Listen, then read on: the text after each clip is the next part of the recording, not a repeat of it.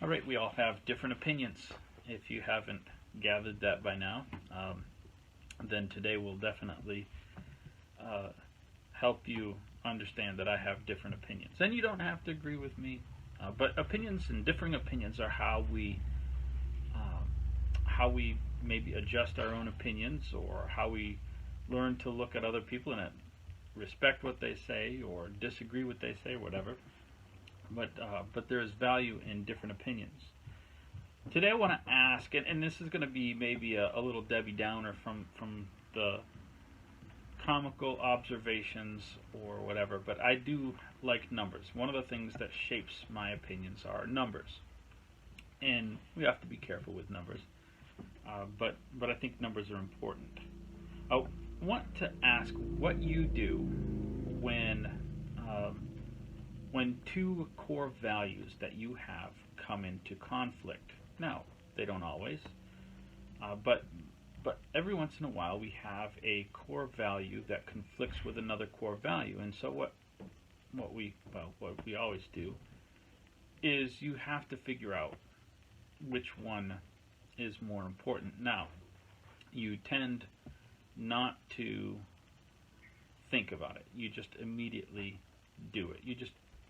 It just automatically sorts itself out, subconsciously or what have you.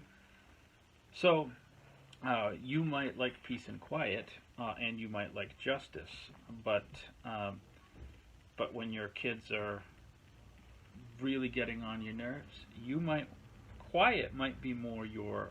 What you might find out is you like quiet more than actual justice, because you just go into punishment mode. This happens routinely. I just want peace and quiet, and they're fighting, and I really don't want to spend the time to sort out everything and who did what to whom, and I'm not really interested in proper justice. I'm interested in getting them to be quiet. God actually has some of these problems as well, sorting out his own core values. How could God possibly have a problem sorting out his core values? Well, think about some of the definitions of God. God says, I am love.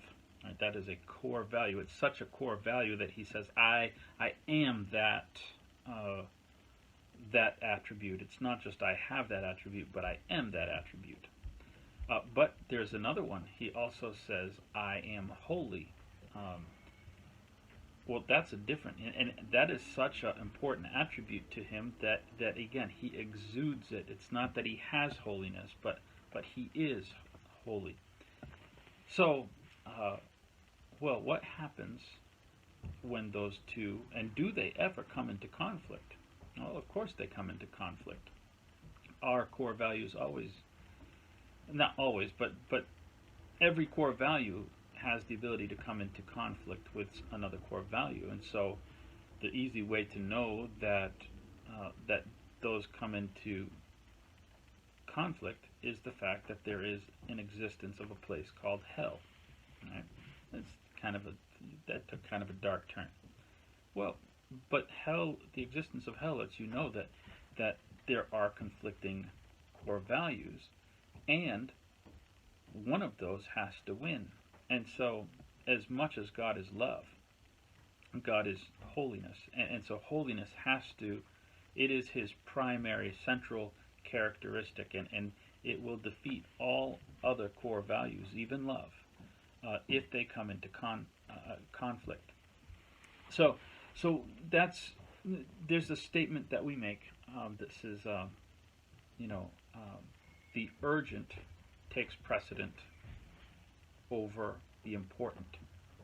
God's love is important, but to Him, His holiness is urgent. Uh, and we have these conflicts. We have priorities and things we want to get accomplished, and one is urgent and one is important. If you have a lot of important things on your docket and you have something urgent, I had a I was we barely built the house, and my family was or built the house. We'd barely bought the house, and my family was up in Minnesota visiting, and I was working on something, and I was putting a door on the side of my house, and it slid down my stairs, and right over here, it hit my it hit the pipe going to my gas water heater. Now, fortunately, the gas water heater was fine. However, my door was tore up from sliding down the stairs. It was really well. I had a new door ready to put on. I don't. And I'm like, I've got to empty, and it was like 8:30 at night. Well, it was a Sunday night, so Menards was closed. I couldn't go buy a door. There's no hardware.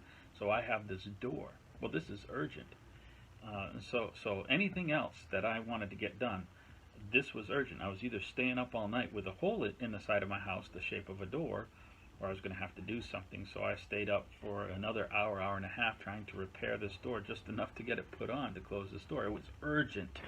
All other things that could have been done would have had to be put aside for this urgent task. So we have that conflict, and someone says, this is urgent. Think about a statement about our job as Christians. And James defines it for us in chapter 1, verse 27. He says, pure and undefiled religion before God the Father in this. It's pretty simple equation. He says to help the widow and the orphan in their poverty, and to keep oneself unspotted from the world. I want to put the last part for a different discussion maybe or something, but I just want to look at those two things, because he says there's two groups. Now, in the current situation, let's even simplify this, even more simply than just, specifically women whose husbands have passed away. That's a common group, and that's why he does that. Or orphans, whatever. We can look at this as old and young, and what we've decided as a society is that our elderly population, because of their vulnerability, that is urgent. So our government, our society has said we're going to do everything we can. Younger people they don't have the susceptibility that elderly do, so we're going to consider them urgent, and other things are important maybe, but not urgent. So in the priority list, they're going to get knocked down. So we have sacrificed a portion of our economy because we consider economy important, but elderly people urgent in their health. So that's not bad on the face of it, to make that calculation. Problem is that we don't always calculate wisely. We don't always have all the variables. I'll give you an example. So as I say, I like the numbers. So up until the end of March, the quarterly reports for everything came in, and we can just do some simple math here. We had lost approximately 7,000 jobs at the very end of March. Well, the quarterly report came out for economic factors. In that same exact time, due to what we had done, we had lost exactly 700,000 jobs. Now, I want you to think that's pretty simple math, isn't it? We had lost 7,000 jobs for every life that was lost. We had considered it enough important to take the food off of the table of 7,000 families for every single person that we had lost. And there's a lot of things you could say, well, maybe there would have been more lost, or what have you. Where is that number? Where is this magic number? But I want to give you a different number, a number that you're not expecting. Every year in the world, these are worldwide numbers. I don't know the America numbers or what have you, but every year in the world there are about 250,000 suicides. And about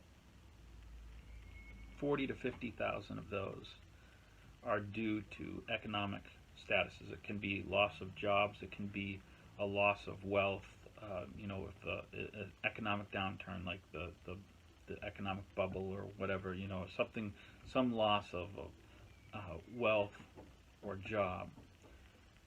It attacks, and it primarily attacks men. It attacks their self-esteem.